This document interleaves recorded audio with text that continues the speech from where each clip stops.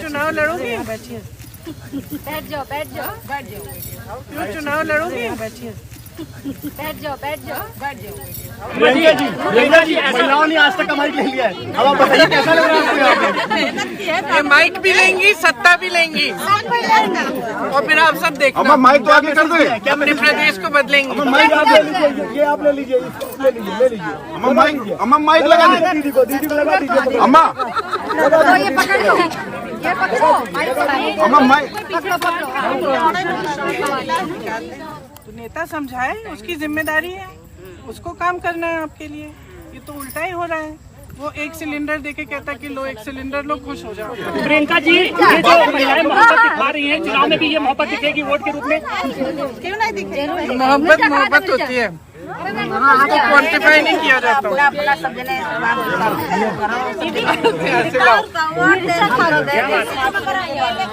बोलो बोलो।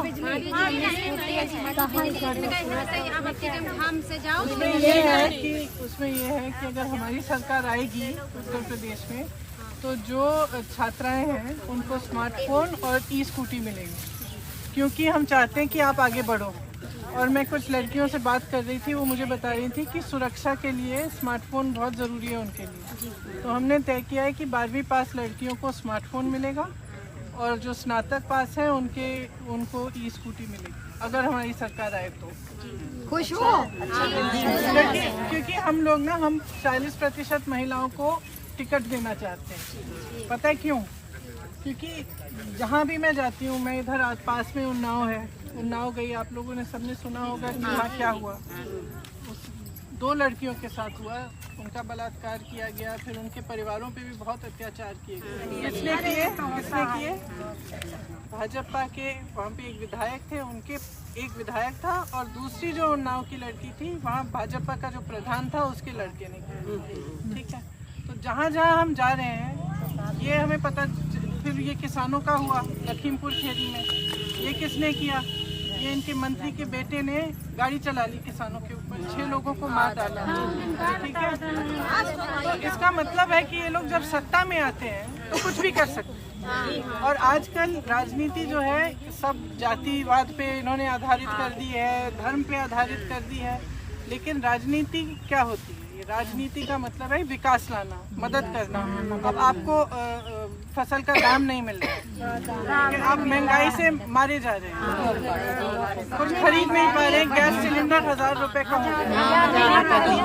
राजनीति का मकसद तो ये होना चाहिए कि ये जो सवाल उठ रहे हैं यहाँ पे जो हम बैठे हैं, इन सवालों का समाधान करना, इन समस्याओं का समाधान करना, ये होती है राजनीति का मकसद।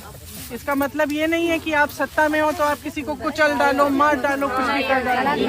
तो मेरा मानना है कि हम महिलाएं जो हैं कुछ ज़्यादा समझदार हैं। तो मेरा मानना है कि हम लोगों को राजनीति में आना चाहिए, क्योंकि अगर आप राजनीति में नहीं आओगे तो महिला के लिए कौन खड़ा होगा?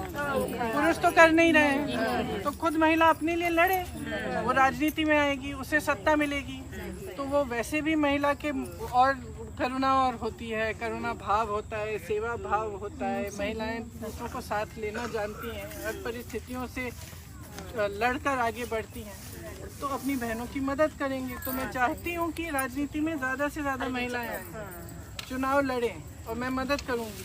चुनाव लड़ो, इस बार नहीं जीतोगी, अगली बार जीत जाओगी, लेकिन कम से कम महिला आगे आएगी। और हाँ,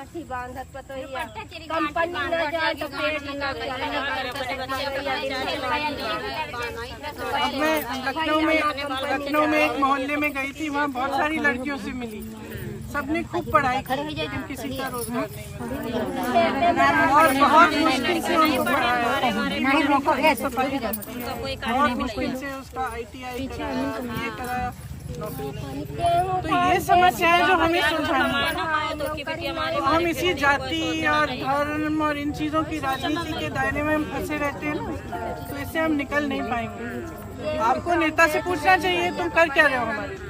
जैसे ये पूछने आई हैं स्मार्टफोन के बारे में, पूछ रही हैं कि क्या कर रही हो भाई, हमें समझाओ। तो नेता समझाए, उसकी जिम्मेदारी है, उसको काम करना है आपके लिए। ये तो उल्टा ही हो रहा है।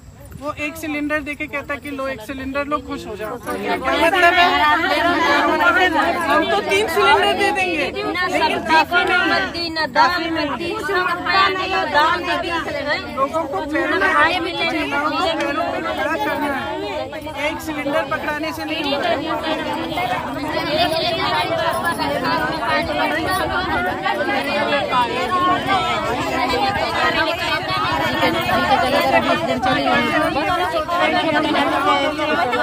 खास महिलाओं के लिए ऐसे कुछ पाठशाला विद्यालय बनाए इसमें 9वीं से 12वीं